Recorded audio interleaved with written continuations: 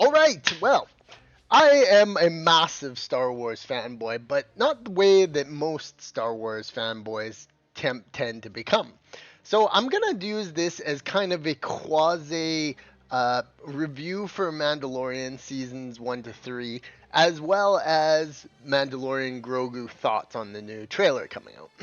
Because for me, Star Wars represents two things, and if you've seen my videos before, you'll know what this is. Number one, what makes Star Wars good, and number two, what makes Disney fuck it all up. And to me, The Mandalorian is a perfect blend, a 50-50 blend of these two elements. It has the greatness of Star Wars, and it has the muddying of Disney's Star Wars, all brought into one package. And in many regards, it's fairly good. So, what do we know about Mandalorian? Well, I've watched all the way up to the Lizzo and Jack Black episode, which I believe is like the last thing. I watched it together with my bro just to see it, and I really liked it. The first couple seasons, so good. Star Wars action at its, was, of course, it's got Pedro Pascal, not Pedro Pascal in it, but he's not really an element of the show. Yeah, it's his voice, but his voice is like edited or something. You can tell it's like totally like made different, like with synthesis and like like it just doesn't sound like Pedro Pascal at all. Like it didn't fucking sound like him at all, which is weird. And you get a couple, like I think there's only like one or two scenes in the entire thing. I mean, of course, his story is like he doesn't take his helmet off, but I think there's only a couple scenes, like that one when he was wounded, and there's another one. You just don't see Pedro Pascal at all. it's not even Pedro Pascal in the fucking thing. So it's really weird that it has that. Of course, Mando's a great character and looks sick with his drip on, but you know, you really have to explain what it is that Star Wars actually is. It is something deeply weird. Once, okay, so yeah, you've got these elements of Star Wars. Now, for me, like Star Wars has its main older stuff. For me, original trilogy, amazing. Prequels, amazing. Games, KOTOR, Jedi Academy. Jedi Academy is one of my favorite games of all time, let alone Star Wars. It just encompasses so much of what I love about early 2000s gaming and Star Wars all to one beautiful package.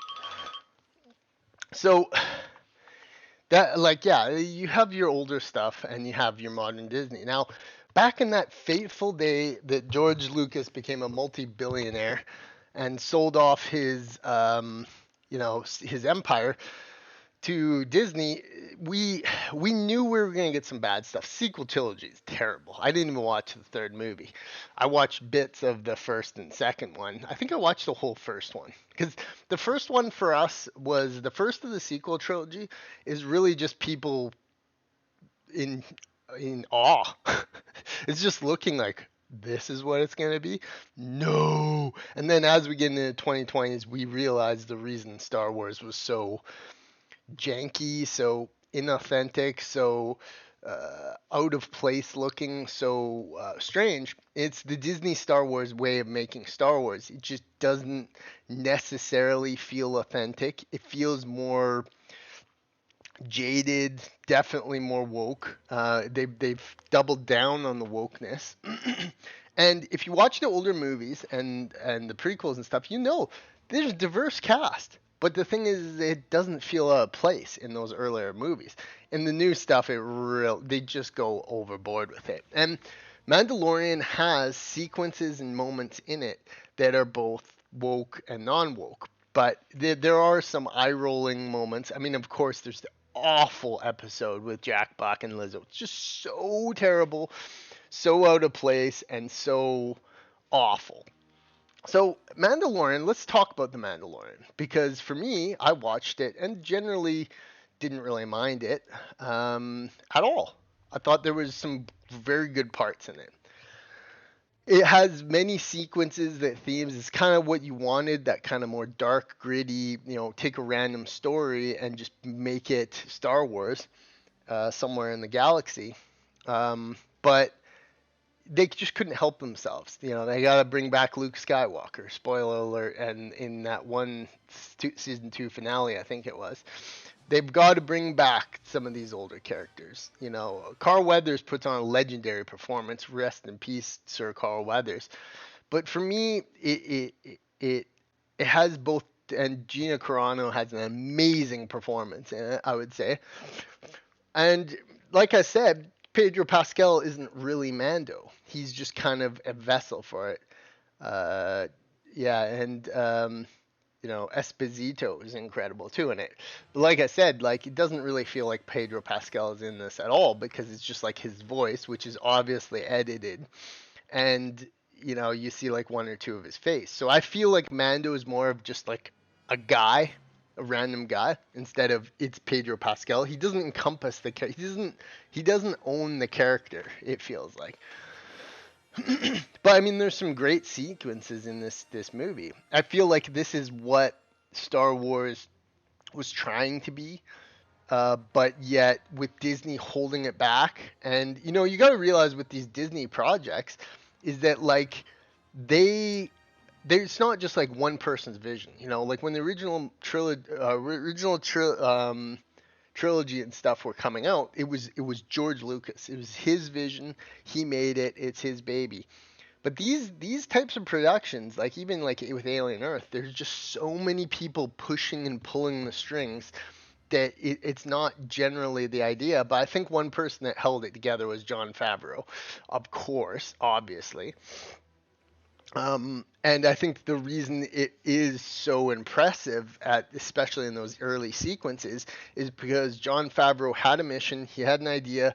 There was all these fucking people barking orders in his ears, but he had an idea of how he wanted this to look and feel, and he had an idea of what the Star Wars universe was all about. So I think that in many ways it captures that, especially in the early two seasons.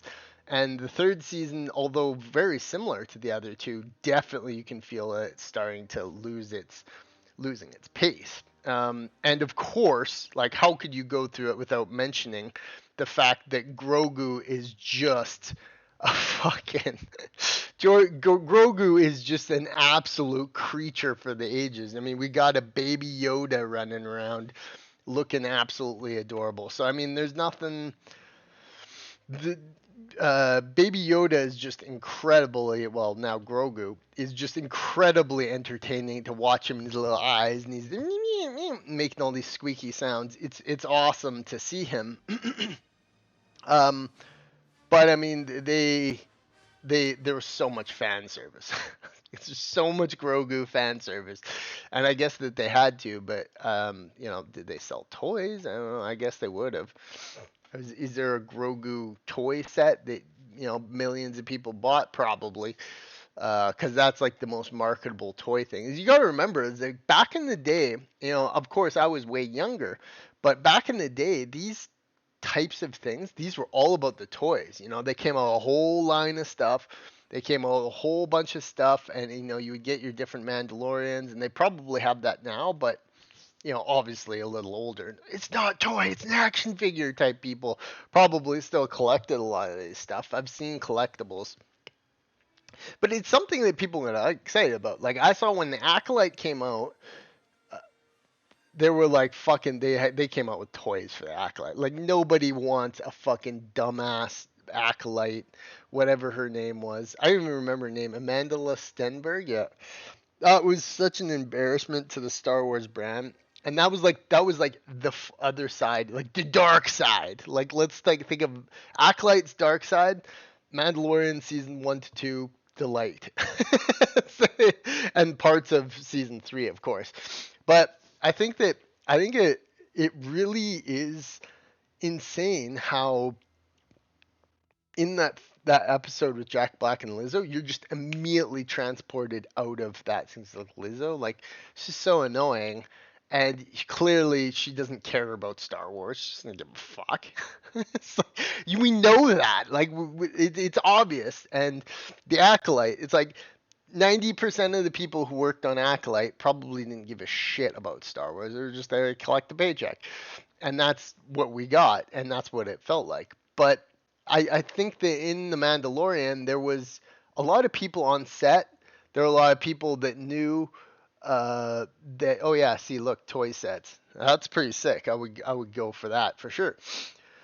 But like, you know, certainly not bad. Certainly not bad. So imagine in Japan they would have like a Japanese person who does voices Pedro Pascal, so you would hardly even know that that's in it. Now they're coming out with the Mandalorian Grogu show movie, and this to me looks like an episode. I think that if you took the movie and you took one of the episodes and you put them side by side, it would just be like an hour and a half episode. So to me, this isn't the Mandalorian Grogu movie. This is just like an hour long special for that. And I love Sigourney Weaver, so of course she's great and she's gonna be great in it. Um, just interesting to see where they're gonna take it. Are they gonna try and make Mandalorian as this big special thing? Of course, you've got that banger song, theme song for Mandalorian that plays in the background. Dun, dun, dun, dun, dun, dun, dun, dun, dun, dun, dun, dun. So they Star Wars is not dead. Star Wars is not gonna die. Woke people, like I've said before, is like wokeness. It doesn't kill things; it harms things. You can't kill Warhammer 40K. You can't kill Star Wars. You can't destroy you can't destroy these things. They're eternal because people love it. Ugh, that looks horrible, that CGI. Do you see that?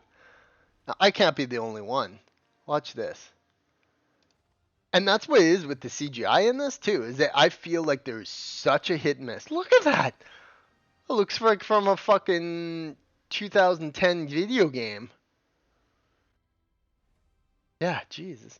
Certainly a lot of practical effects that they have used in this, but they do use a lot of CGI. And the creatures CGI, of course the prequels use a lot of CGI, but there's something about modern CGI for me that it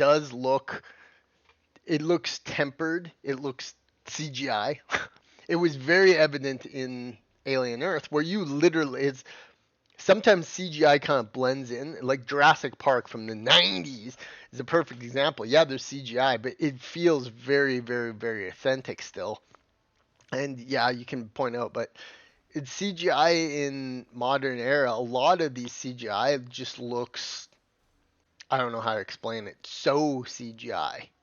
And maybe they're trying to make it look too realistic, and in the end, it just looks out of place. I don't know. There's something about modern CGI, and there was a lot of it in Mandalorian Grogu, where like the CGI looks passable, but it looks so out of place and they use such little practical effects in parts, where you just know that it's just 24/7 green screen. I was trying to figure out, and they're pretty good at this. There was a lot of set in Mandalorian TV show, but also a whole shitload of there was also a whole shitload of just known CGI, and of course they can't like make planets and fucking that, but where they sometimes put CGI, they probably could have done practical effects in a lot of places. So it ended up being like in a couple episodes of Mandalorian, I'm like literally like there is mostly CGI in this. So yeah, and that's where it is. I think season two is really where it hit its stride, um, and then it just kind of stagnated. Now, would we have wanted a Mandalorian season four? Of course, people would want it, but it feels like they were just kind of out of ideas by the end. And a lot of the design choices they made throughout Mandalorian were just kind of like thing, take planet idea. A lot of the planets they chose they chose in mind of like, can we film this on Earth? It's like one of the planets is just like generic desert world. It's like okay, and then another planet, generic desert world. It's like okay, and then there's like another planet. It's like oh, it's a forested boreal. I was like, we knew that you knew that most of these planets that where they had in mind, they were just like there were Earth locations they could conveniently make them. So stuff like that. The Coruscant episode was very impressive. Seeing Coruscant in it was like, um, it was like that one where they had that subplot about uh, that uh, Empire reform. A very interesting episode. I loved that episode. That was great. Seeing Coruscant in full display, but it stuck out like a sore thumb because so many of these other episodes in Mandalorian are just like you just pick a planet that kind of loosely resembles Earth, and then it's like this is the planet. You know what I mean? So, and it's either that or just a completely CGI fest zone. So they could have gotten a little bit more creative with that. Um, and there was a lot of CGI and green screen, but at the same time, there was enough of it and there was lots of member berries, lots of member. I want to talk about the Luke segment because I loved it. I loved seeing Luke. I loved Luke so much. The face looked really weird. They should have taken and made someone who looked as much as possible like Luke Skywalker play him. The CGI was just so uncanny. But at the same time, I loved seeing Luke. Luke was fucking awesome. And to see him chew through all those droids like that and just be an OP badass was what Luke needed. We didn't need the sequel trilogy where Luke is an idiot fucking drinking blue milk from a cow's fucking tit. We didn't need that. What we needed is we needed Luke to just be the ultimate. And he got a little bit. I have to give them credit. He got a little of that in Mandalorian. No, even though the face looked so weird and uncanny. So let's wrap up here. I wanted to say because me and my bro have been watching this Mandalorian and this whole time. I wanted to get my piece set in because have watched a lot of it. It does take some time to get through it all. 3 seasons, many episodes. Dear God, look at Pedro Pascal. I bet you he's just, oh my God, I'm Star Wars guy.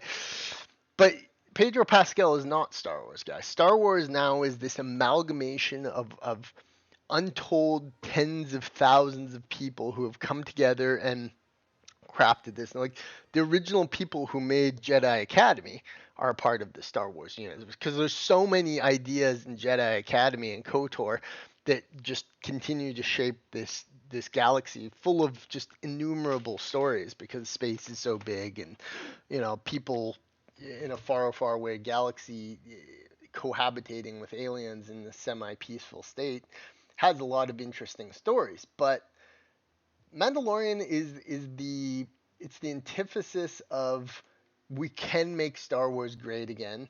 Star Wars has been good in Disney terms. I'm sure some of those like Andor and these they're good stories to be told, and as long as it doesn't end up in the reins of too many woke morons, you're not going to get an acolyte thing. You're going to get people who actually like know the source material and make the source material and can do good things.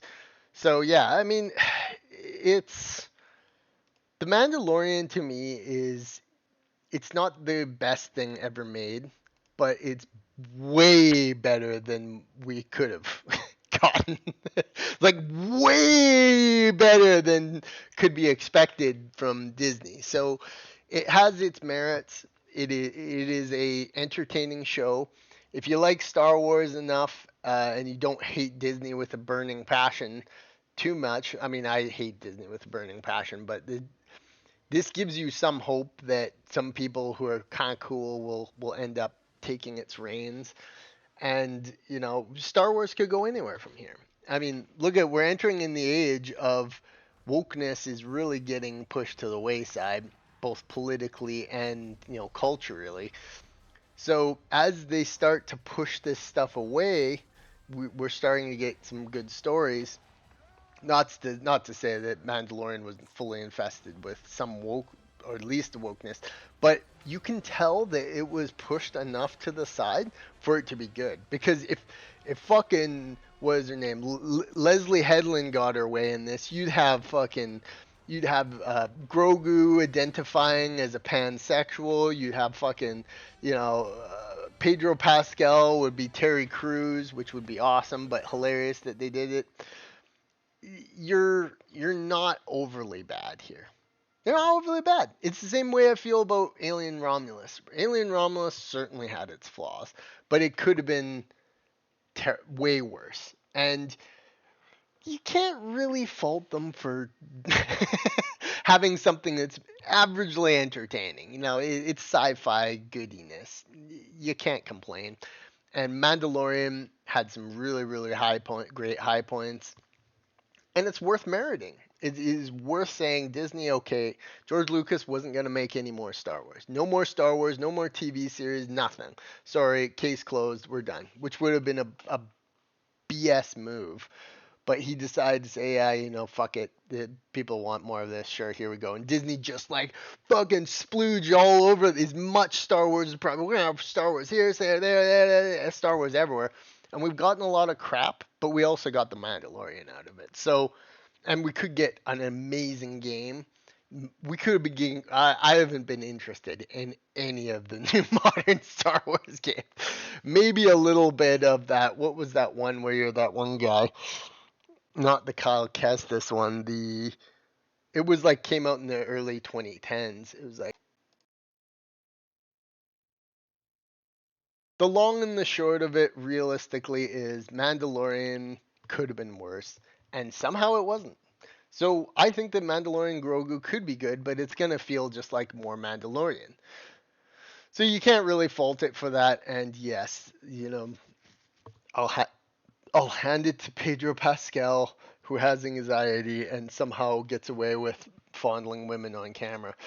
But the truth of the matter is that Mandalorian is not awful, and it's pretty good watch if you like Star Wars. And what everybody has said about it is, in fact, true.